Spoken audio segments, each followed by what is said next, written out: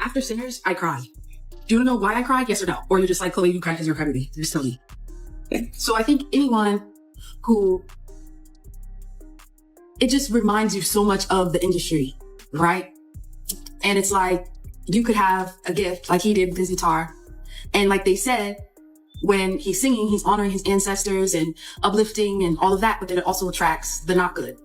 So it's like, in order for him to be successful, the vampires were telling him he has to sell out so that he could be, so he could live forever and his music could live forever. And it's exactly like things that I see and go through every day. And that's why I just like broke down crying, because it was showing like the people who decided not to go to the other side, they were in there fighting for their lives. They were in there going through it. While the ones who did give in, they were outside celebrating and having a good time and got things quicker and things like that. So the reason why Sinners resonated with me so much is because it's something that you see every day. And no matter how hard you work, no matter how good of a person that you are, no matter how talented you are, sometimes that's not enough to get you places that you need to be.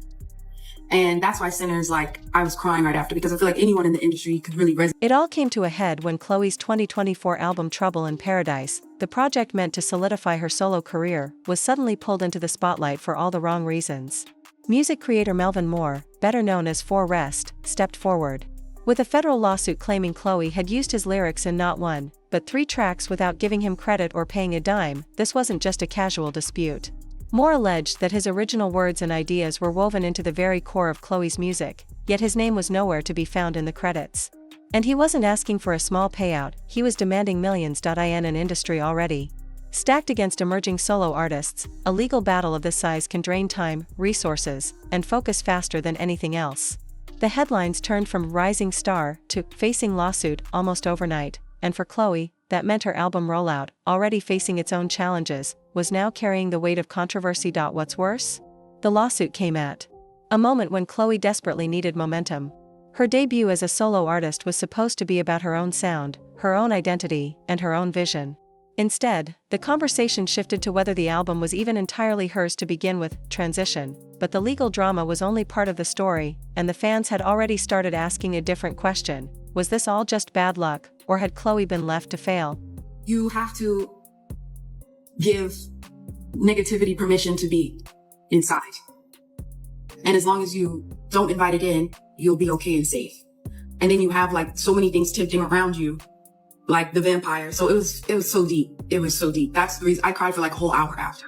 It might not necessarily be like something dark, but these two might have to get out of the way or be shelved for Blue Ivy to really be able to shine. It all came to a head when Chloe's 2024 album Trouble in Paradise, the project meant to solidify her solo career, was suddenly pulled into the spotlight for all the wrong reasons. Music creator Melvin Moore, better known as 4Rest, stepped forward. With a federal lawsuit claiming Chloe had used his lyrics in not one, but 3 tracks without giving him credit or paying a dime, this wasn't just a casual dispute. Moore alleged that his original words and ideas were woven into the very core of Chloe's music, yet his name was nowhere to be found in the credits. And he wasn't asking for a small payout, he was demanding millions. In an industry already stacked against emerging solo artists, a legal battle of this size can drain time, resources, and focus faster than anything else. The headlines turned from rising star to facing lawsuit almost overnight, and for Chloe, that meant her album rollout, already facing its own challenges, was now carrying the weight of controversy. What's worse? The lawsuit came at a moment when Chloe desperately needed momentum. Her debut as a solo artist was supposed to be about her own sound, her own identity, and her own vision. Instead, the conversation shifted to whether the album was even entirely hers to begin with. Transition. But the legal drama was only part of the story, and the fans had already started asking a different question. Was this all just bad luck, or had Chloe been left to fail?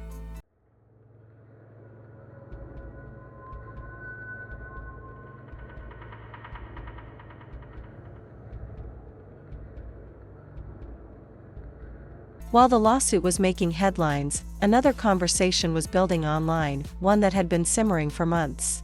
Fans started asking the question no artist ever wants tied to their name: where's the support? Chloe wasn't just any up-and-comer. She was a Parkwood artist, personally signed by Beyoncé herself. That kind of co-sign is supposed to be a golden ticket. It means access to world-class promotion, strategic features, and the kind of exposure most artists only dream about. But as Chloe's solo career took shape, something felt off. Her singles came and went with little visible push from the label. Music videos dropped, but they weren't given the kind of marketing blitz you'd expect. Even small gestures, like a simple Instagram repost from Beyoncé, never happened. Fans began to notice. And in the social media age, when your biggest supporters start voicing doubts, that doubt spreads fast. Some were blunt about it. If you're signed to Beyoncé, why isn't she doing more for you? Others speculated that Parkwood's focus had quietly shifted elsewhere, toward bigger priorities, or maybe even a certain family project, but not everyone put the blame squarely on Beyoncé's shoulders. On Reddit and fan forums, a different theory gained traction. Chloe may have gone solo too soon, before her audience had fully connected with her as an individual artist.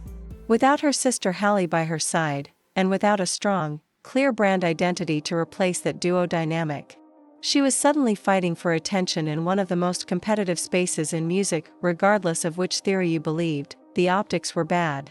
A high-profile artist, handpicked by one of music's most powerful figures, was seemingly being left to figure things out alone, right as she needed that big push the most. Transition. But as the conversation about missing support grew louder, another question emerged. Was it really just a lack of promotion, or were the creative choices themselves pushing Chloe off course? Even with all the chatter about missing promotion, many fans agree on one thing: some of the creative decisions surrounding Chloe's solo era just didn't land. When she announced Trouble in Paradise, expectations were high. This was supposed to be the moment she stepped out of her sister's shadow and fully defined herself. But the execution left her fighting uphill from the start. First came the singles. Instead of leaning into the raw vocal talent that had made people fall in love with Chloe and Halle, the rollout leaned hard into a provocative, hypersexualized image. For some artists, that's a power move. For Chloe, it felt like a mismatch, especially when paired with songs that didn't have the staying power of her earlier work. Fans who were ready to champion her voice found themselves distracted by visuals and concepts that didn't match the music's depth. Then came the Chris Brown collaboration. Regardless of personal opinions on Brown's career, the backlash was immediate. Many questioned why a rising artist, especially one under Beyoncé's label, would tie her debut album to such a polarizing figure. It wasn't just a PR risk, it became a narrative distraction that pulled focus from the music itself, and the rollout timing didn't help. Instead of building anticipation with consistent, escalating promotion, the album arrived in a way that felt rushed and loosely stitched together. There were missed opportunities for live performances, interviews, or even smart social media campaigns to give fans a reason to rally. Worse still, two of her best-known tracks, Have Mercy and Treat Me, didn't even make the final track list, leaving casual listeners with no familiar entry point. When the album finally dropped, it debuted at number 119 on the Billboard 200, moving just over 10,000 units in its first week. For a debut solo project from a heavily hyped artist, those numbers were more than just disappointing. They were a sign that something in the strategy had gone seriously wrong. Transition. And that's when the theories started swirling. Because, to some fans, this didn't feel like just a series of bad calls, it felt like a pattern. And patterns in the music industry often come with whispers of something much bigger. Barry, when Aaliyah died, for a wrongful death, he got paid $90 million for her death. Am I supposed to say that on TV? For $90 million for her death. Was that just for his rights or whatever he owned? What she would have been able to make if she hadn't have died. Oh, okay. There was a lot of lawsuits.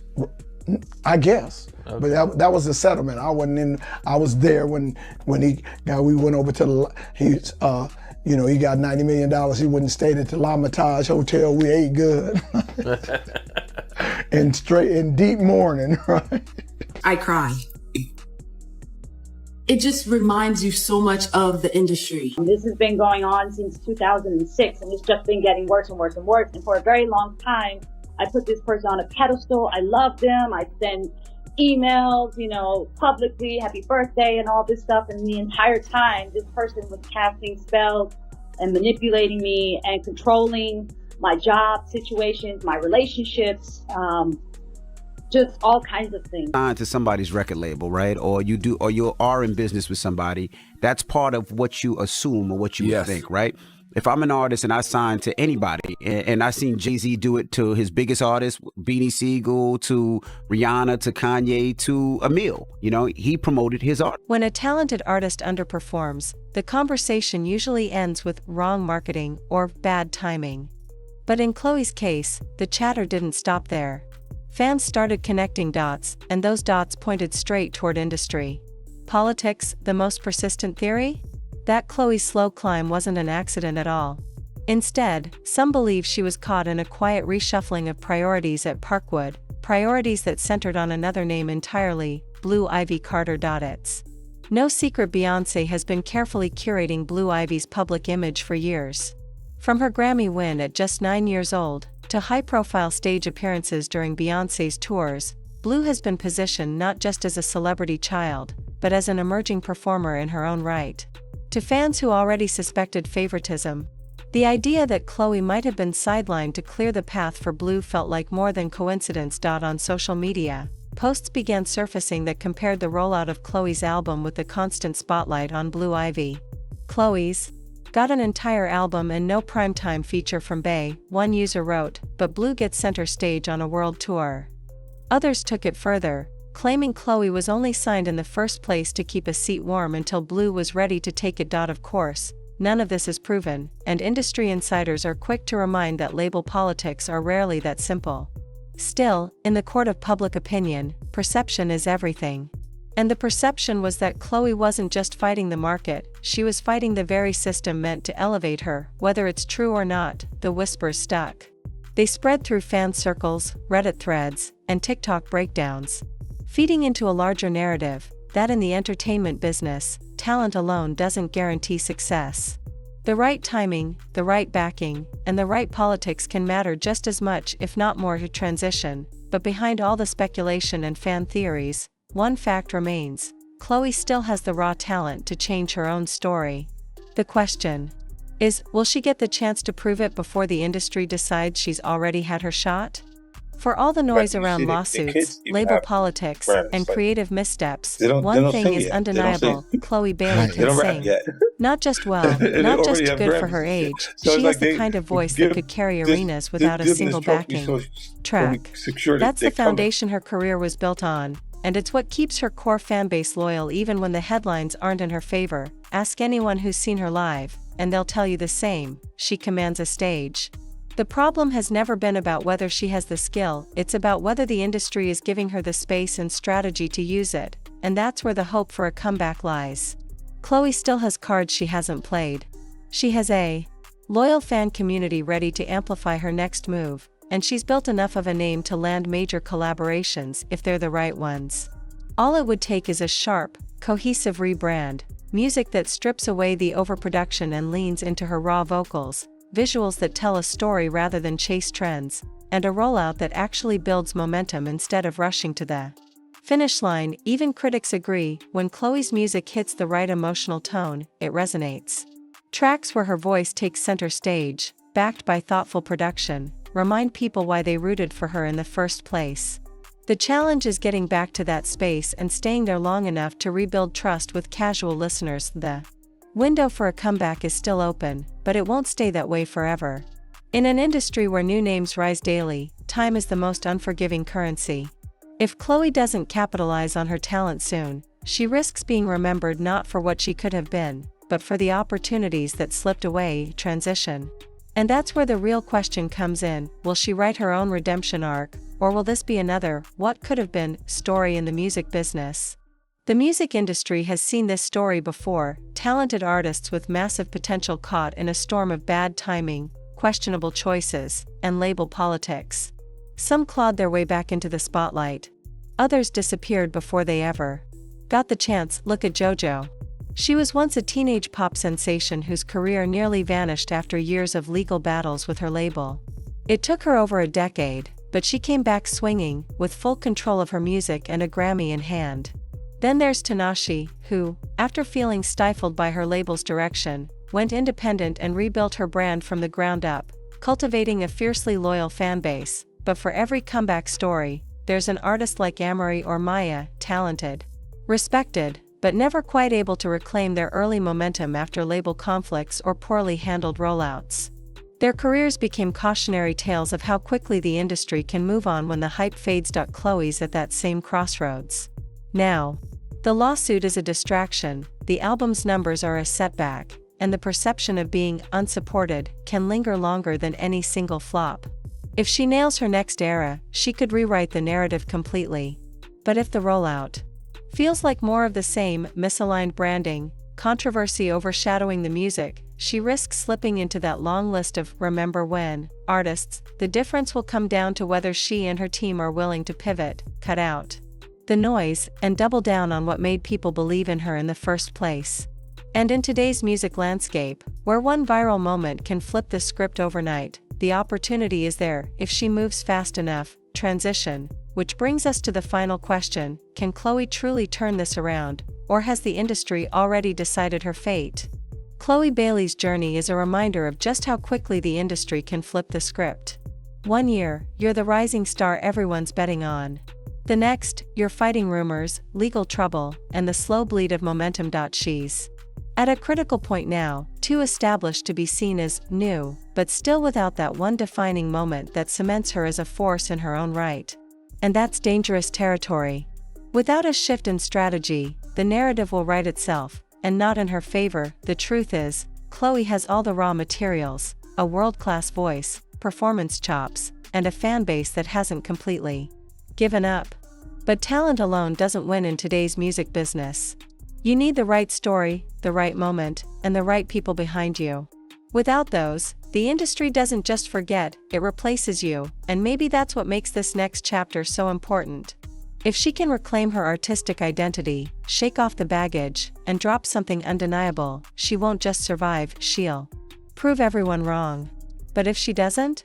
She becomes another lesson in how the music business chews up its brightest prospects. The clock is ticking. And every day she waits to make her move is another day the spotlight shifts to someone else. So the real question isn't whether Chloe Bailey can win. It's whether she can win now, before the industry decides she's already had her shot.